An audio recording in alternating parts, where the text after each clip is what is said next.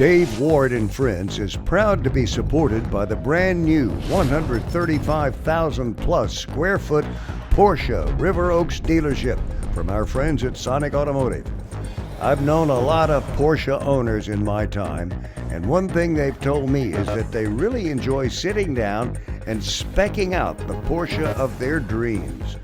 The newly opened River Oaks Porsche will not only allow you to do that, but Porsche North America has broadened the allocation of all model types just for this new state-of-the-art River Oaks facility. General Sales Manager Carrie Jo McCrory and her entire team are excited to get you into the personalized Porsche of your dreams.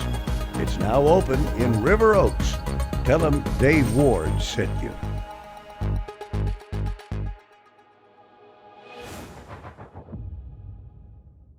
Well, Houston, we've been through a lot together. We started in radio 60 years ago. It was such a great gig, my father cautioned me against going into this thing called television, but we did it, and we had a pretty good run. We even went from black and white to color TV, then to high definition. I keep hearing about streaming and digital, and, well, it's a chance to reconnect with my friends and viewers and share stories from our times together throughout these last 6 decades. What do you say, Houston? Let's do this.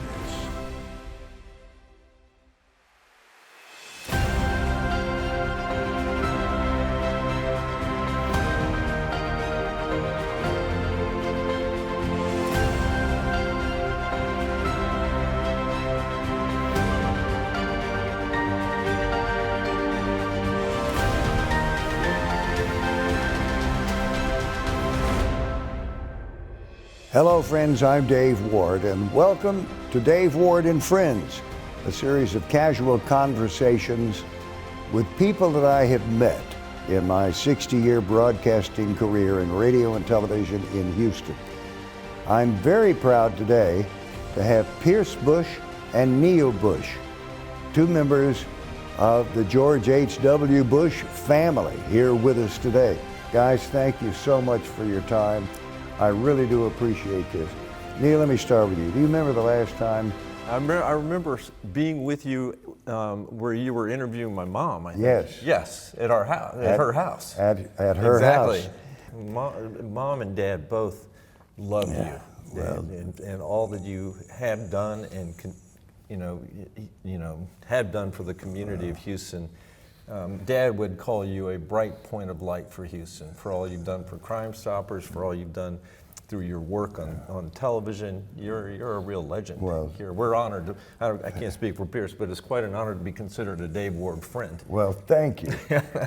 Pierce, you got married a few years ago. Having a baby. I haven't been able to meet your wife, Sarah Beth. Yes. Right? But our friend Paige Fertitta was telling us how beautiful a couple you are. How did you meet her? How did you find such a gem? You know, I jokingly say I signed up as a volunteer for Big Brothers Big Sisters because I wanted to help a kid go to college, and I thought I would branch out from, my little circle of friends and maybe meet a female volunteer in the program, Dave. Unfortunately, it took me, I shouldn't say unfortunately because it worked out well, it took me 5 years, but it came true. And she was she was a big sister in the program. I don't know why you got me weak here crying. It's pretty pathetic. But she was a big sister in the program. We got set up on a blind date, and on our first date, I asked her why she was a big sister, because that was our commonality, right? A common theme. And she had said because she had a father that was in prison for a lot of her life as a kid, and she told me if she had had a positive mentor in her life, she would have made so many better decisions. And she said if I could help prevent a young person from making the mistakes I did. For example, she was really good at swimming, and she could have earned a college scholarship swimming, but nobody told her that. And she's really smart, but nobody told her she needed to try harder in school. And her mom and family, they're a great family, but when you're in that situation, it's just not easy. And so many kids in this community are in that situation. So when on that first date, I was like, oh my gosh, I think I might have found the one here. Yeah. And luckily she liked me too, which, was the harder sell. Anyway, sorry for crying like a baby. They are a great couple. I can remember the very first time I saw my wife, Laura. She was executive director and I think this was back in the days when it was Variety Club, and I know it was. She called me and asked me if I would be the master of ceremonies at their annual fundraising affair. And I said, of course. I'd heard of Variety Club, but I didn't know they had a tent in Houston, or a chapter in Houston. They call them a tent. Yes. So I showed up that night, I think it was at the Westin Galleria Hotel. They said the ballroom, second floor, went up the escalator, and there are these ladies behind the desk there. I was very early. And I introduced myself and said, I need to find a Mrs. Laura Rowe. And they said, yes, she's in the ballroom up by the stage. So I walked in, there was nobody else in the ballroom, just this woman in a red dress up there by the stage putting out trophies and stuff she was gonna be presenting later. Well, the closer I got, the more beautiful she got. And when I was about 10 feet away and she turned and looked at me, the thought hit my head instantly. That is the most beautiful woman I have ever seen in my life. And she still is to this day. That's so sweet. She was married at the time, and so was I, so it was years before we developed a relationship. And I guess I asked her to marry me 20, 30 times before she finally said yes. But it was the greatest day of my life. You've got a dog, right? I do. Wow, what's his name? Winston Moose. He's that was famous. part of, when I was dating Sarah Beth, she said, are you a dog person? And I said, well, kind of. We had dogs as kids, but it became clear to me that a golden retriever, which she had as a kid, and would have to be a part of the situation. The funny thing is that our dog, is more famous than most people in our family on Instagram. And nobody knows he's part of the Bush family, but he's got like 100,000 followers on Instagram, a very active social media profile. He's a very cute, his life is about to change, Dave, in terms of how he'll respond to having a baby. Yeah. Because he's kind of the baby in our family right now, It appears you put your toe in the water in a congressional campaign last year. You were not victorious with the final vote, but I have a feeling that you learned a lot. I don't think we've heard the last of Pierce Bush. Dave, I was so glad to have done it. I was very fortunate.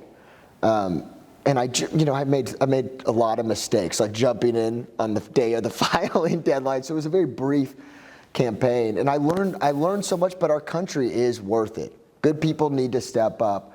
And even though, it's not, I think people from the outside look and say, oh, people who do politics, they get stuck in ego, they get stuck in these things. And maybe that's the case for some people, but the truth is that it's a really tough process. And the process has become tougher in the era that we are living in, especially for people that have nuanced ideas.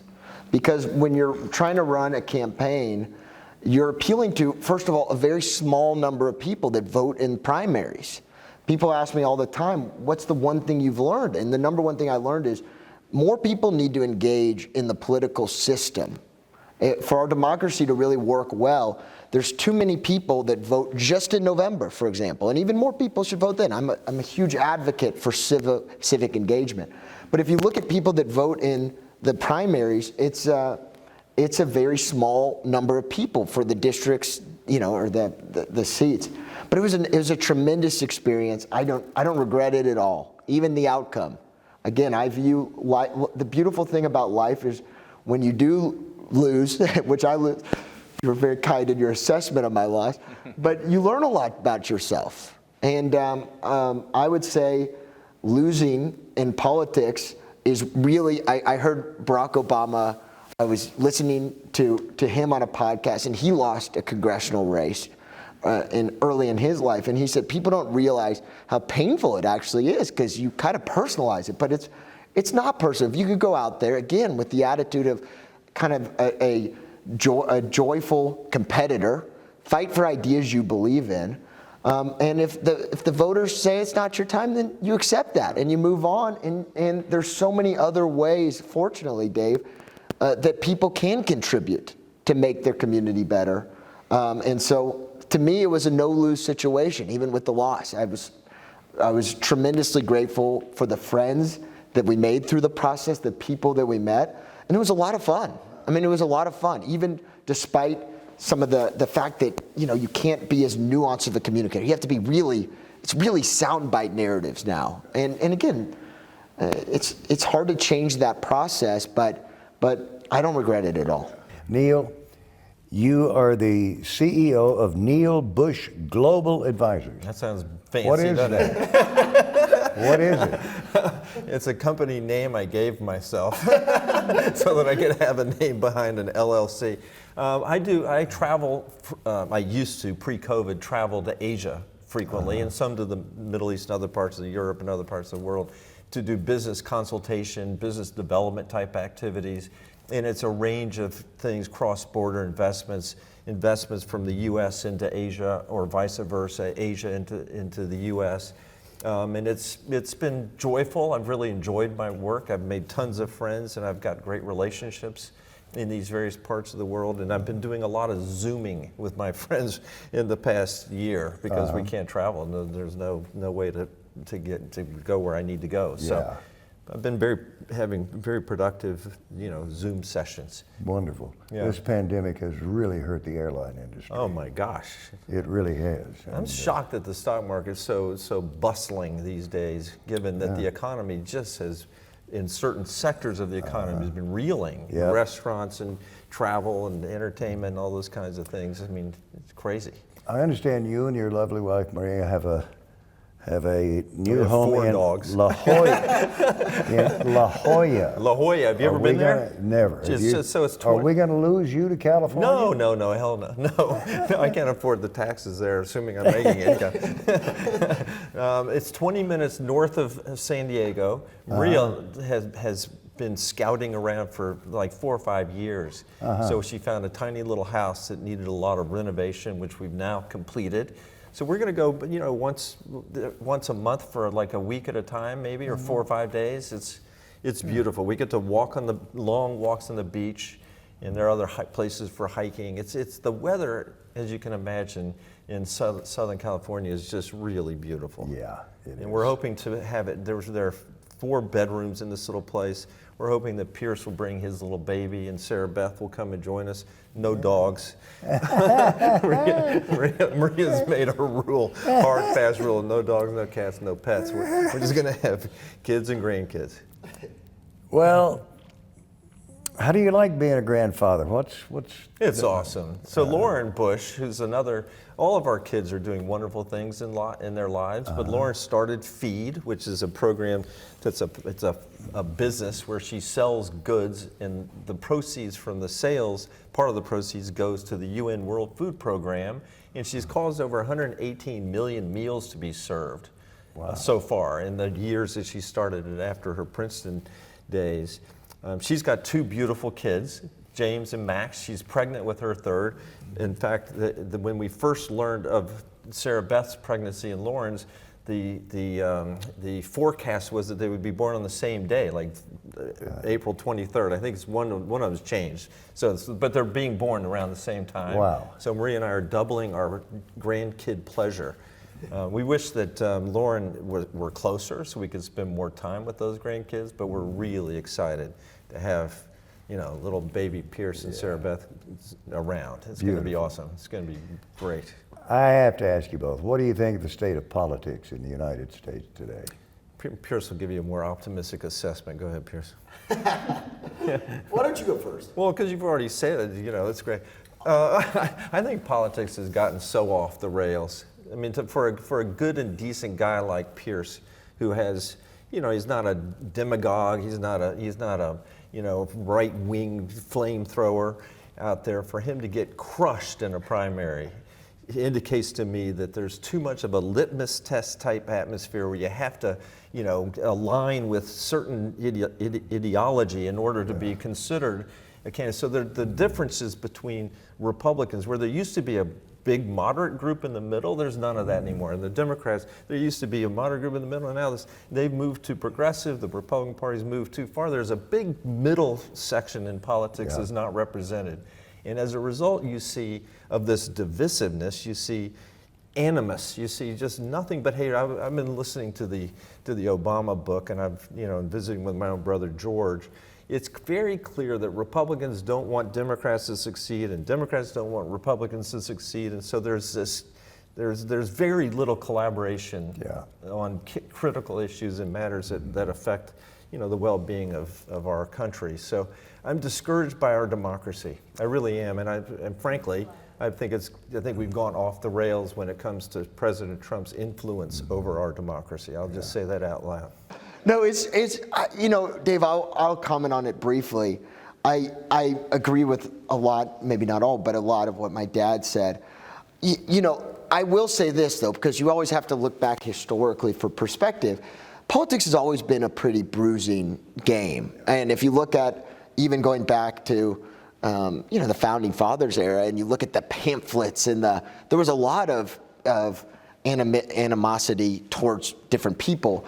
I think what's different, though, again, is that in this era, this era of Twitter with 140 count words or whatever, it's becoming so soundbite. So you're losing your ability to actually communicate nuance on issues, and everything is becoming a sport. So when I think about politics and where the divisions lay, yes, it's clear there's division between the left and the right, and that's obvious to see. But a much more fascinating division to me that I've thought a lot about is the division between the politically active and the people that just live and die by the news of the day, and the people that are not as politically active, that are running organizations like Crime Stoppers, or running businesses and working hard to take care of their kids and care deeply about their community, but aren't living and dying by the latest tweet from the president. In other words, they're focusing on things that they can control. And there's a real division, because the people that are super active make it almost a sport. And again, so my solution to finding it is trying to encourage people that do care deeply about their community to get more involved. Get more involved in the primary process. The democracy is an experiment of who shows up fundamentally. And while it's in many ways how my dad described it, there's also incredible opportunities for people to change the narrative. And that's the beautiful thing about a democracy.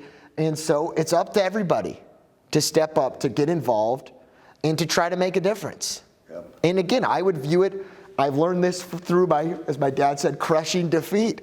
If you can view political service, and this is what I would say to somebody who gets involved, view it like a ping pong game. Go, you give it your best, or a pickleball game. By the way, you weren't the only Bush that got humiliated politically. Jeb recently. Yuval Michler of Texas Mattress Makers immigrated to Houston when he was 18 and is a shining example of what makes Houston so great. It's the people. He's doing great things for our community. Here are a few words from him. If you spend your money and you buy things that are from outside of your community, you're basically taking the good that you can do in your own community and you're distributing it to other places. At Texas Mattress Makers, we make mattresses where we all live. Foam we buy from Brenham, from Waco. Our springs come from Ennis, Texas, which is south of Dallas. Lumber comes from Louisiana. Cardboard from Houston. Plastic from Houston. If I take my money and I spend it overseas or wherever else, I basically stole someone's job here in Texas or Houston. I'm always going to have our community in my forefront when it comes to business. At Texas Mattress Makers, we're the only team in Houston with our own factory. Get your best night's sleep with up to 30% plus free delivery on select mattresses. We do one thing. We create the best mattresses in Texas. I agree with Pierce that there's a bunch of people doing great work. And by the way, one of my favorite sayings that Dad is famous for was, any definition of a successful life must include service to others. And we were taught that you don't have to be president, you don't have to be first lady, you don't have to be governor to be to lead or to be of service to others. You can find many ways, small ways and large ways. Pierce and Lauren and others in our family can, do it day in and day out.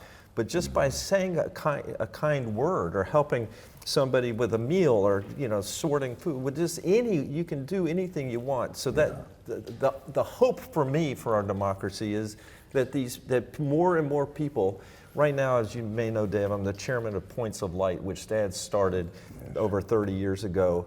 Back when he started Points of Light, there were about 32 million Americans volunteering during some part of the year. Now there are over 60 million Americans, so almost double, and they're volunteering with more impact, more often with more impact. So there's a trend that's a longer term trend, which we hope to accelerate, where Americans roll up their sleeves, take action to improve the lives of others and to build their communities, because you can't rely on the politics of today to get us through. So I'm discouraged about the political process, very hopeful that the American people will rise up and take our democracy in their own hands, kind of reflecting on Pierce's comments, and do good for others. I've got to ask you your thoughts about the January 6th invasion of our nation's capital. You're really upset about that. Seriously, this is America, the United States of America, and I 100% agree with Liz Cheney, who's had the courage of her principles to stand up and say there's one guy at the center of this. He mobilized the crowd, he incited the crowd, and the crowd acted on his demands. And for the Capitol to be attacked like that by a bunch of rabid, a mob, a riotous mob. It's unthinkable to me that could happen, but yet it happened. Yeah. And to see the one guy who instigated this, in my opinion, to see him skate from any ramification. He was impeached, but who cares? He's already been impeached once. Yeah. It's like another feather in his cap. But he didn't. but there weren't any repercussions. I think, Dave, though, that what that incident taught. I mean, and I agree that it was a terrible display to witness. But the scary thing to me is when you can't even agree on basic facts, like the integrity of election. And the facts go beyond that. When you don't, and that from your perspective as a journalist who, for years, Dave, longer than any other anchorman, delivered facts that people all understood. When that now has been diluted by the power of the internet and people literally, like with well-intention, this is the thing that I think is most fascinating. If you study the algorithms of how people get information and then they see like information, they go deeper in these rabbit holes. They have the perception that everybody has seen what they do. So those people that fervently believe the election was stolen, for example, they think, how could somebody not see what I've seen and not think that that's true?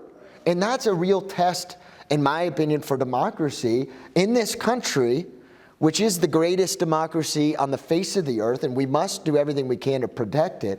But how do you make sure you get back to a point where we can have a spirited discussion on ideas and theologies and theories for governance, but is connected to a basic understanding, a basic agreement of facts? And as a newsman, I'm sure that's troubling to you.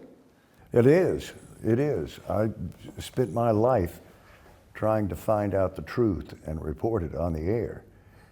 And I know it's my own personal opinion, but as of January the 6th,